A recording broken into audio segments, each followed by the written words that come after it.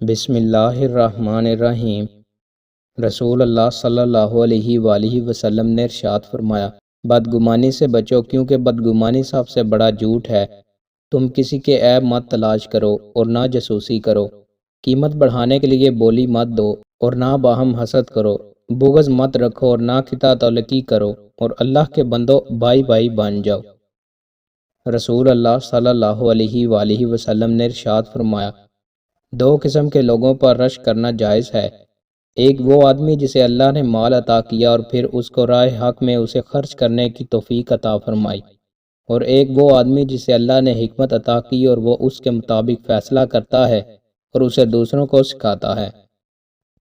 رسول اللہ صلی اللہ علیہ وآلہ وسلم نے ارشاد فرمایا کہ جو عورت اپنے شوہر کی تابع دار ہو، اس کے لیے پرندے ہوا میں استغفار کرتے ہیں اور مچھلیاں دریا میں استغفار کرتی ہیں اور فرشتے آسمانوں میں استغفار کرتے ہیں اور درندے جنگلوں میں استغفار کرتے ہیں۔